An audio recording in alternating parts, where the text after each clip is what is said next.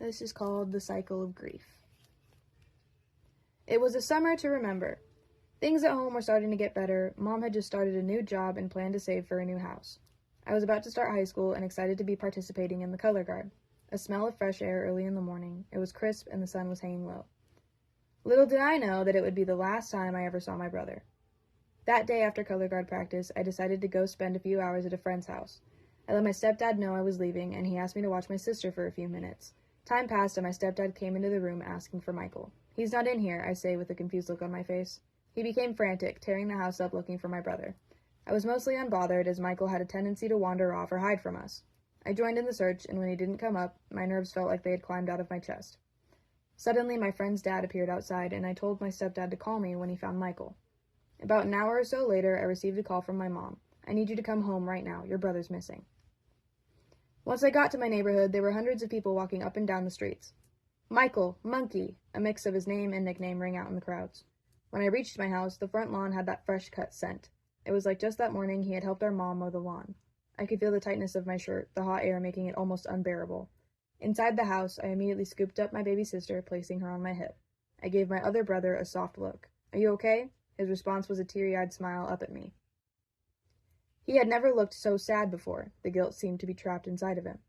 I brushed his long blonde hair off of his face and reassured him. "It's not your fault, and it never will be."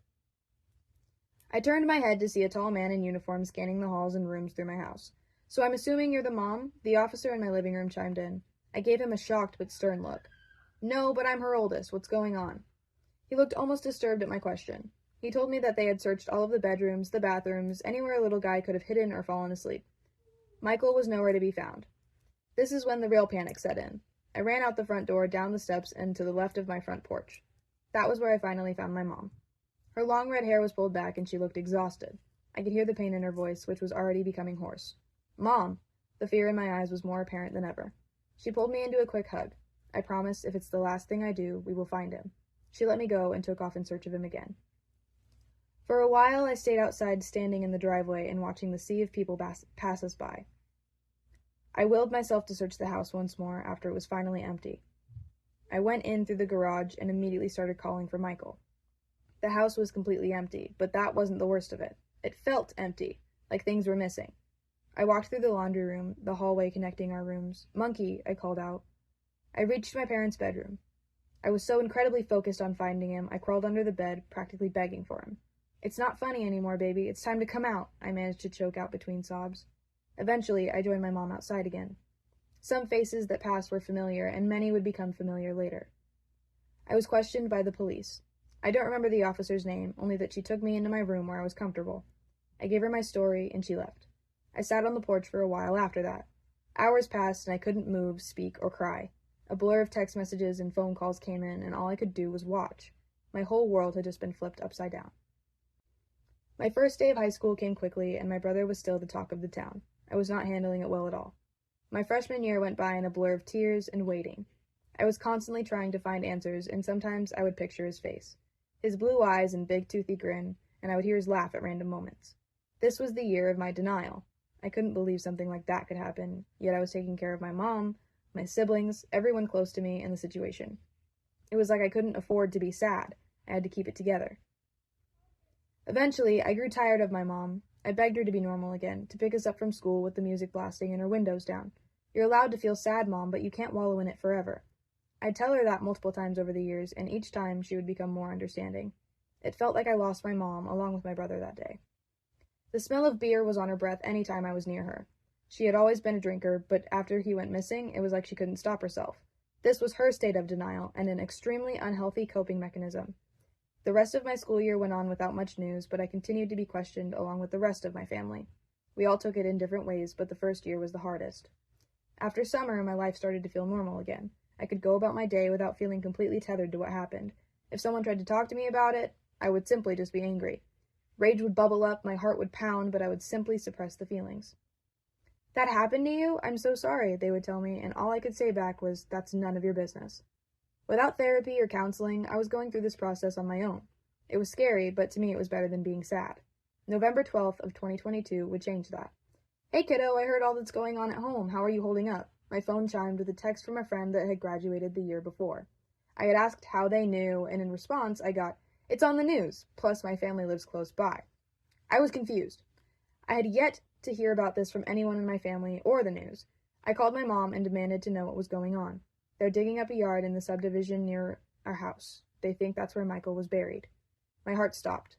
Apparently, there had been 4 suspects named in Michael's case, following a tip from someone inside that house. My anger began to melt, and all I could do was deny it once again. I refused to believe that he could be dead, let alone buried in a yard 5 minutes from us. The bargaining was the worst. When we find him, I swear I'll never leave him alone again. I'll play with him every day. Just bring him home, was always a thought in my brain. We had spent hours, days, weeks searching for him. Now I was being told to give up on the very little hope I had left. Winter break went into the new year, and I was beginning to fall into a deep depression. I had dealt with some mental health issues in the past, but this was the worst I had been my entire life. I couldn't eat, I could barely sleep, and I couldn't do my homework. I continued to go in circles of denial, anger, bargaining, and depression. I would take all of this out on the people that loved me, and it was specifically my dad. When 2023 started, everything flew by. April came faster than ever, and I sat down with my dad on our front porch. I explained that he was the only normal part of my life left, and he said something that really stuck with me. "Your life will never be normal again, and you are going to have to live with that. If you keep taking care of everyone else, you'll never take care of yourself." A realization I hadn't had yet. I was pushing my grief process back by being the pillar of my mom's support system. So I came up with a plan. I would talk to both of my parents about how I was feeling and get 2 different responses. My mom was still drinking heavily, so getting much out of her without her breaking down wasn't easy. She did push through eventually, as she realized just how much she was hurting her kids without having to lay a hand on them. Junior year was when I had finally started to accept my situation. It had happened, and it had continued to get bigger. This was a year of waiting, hoping the suspects would be charged, caught, anything to bring justice to my brother. I had wanted nothing more than to just move on with my life. I had made new friends, and they had helped me through some more of my grief process. Mom's drinking continued to get worse, but I decided to stop making her problems my problems. I had finally learned that I couldn't fix everything, and that sometimes people need to do things on their own. I felt this constant need to be taking care of someone, even if I wasn't taking care of myself. At this point, I had learned to recognize when I was entering a state of depression. I could take breaks and think about how to get my mind off of it. So, instead of dealing with my family's problems, I dealt with my friends. One of those friends was McCall. We had become close during color guard, and she had been there to help pull me out of my deep depression. I had helped her get out of a toxic friendship the year prior, so in a way, she felt like my sister. I was less focused on the issues with my family and more on the issues with hers. When her family got into some trouble, they had decided to stay in a very dangerous home. The day this happened, my phone rang. "Hey, can you bring me some school clothes in the morning?" McCall's voice on the other end was shaky. "Of course I can. Where are you?" I asked, hoping she was safe. This was when she broke down, saying she wasn't safe where she was staying. I refused to let her stay there, and I immediately picked her up. "I'm here now. Nothing's going to happen to you," I told her when she got into the car.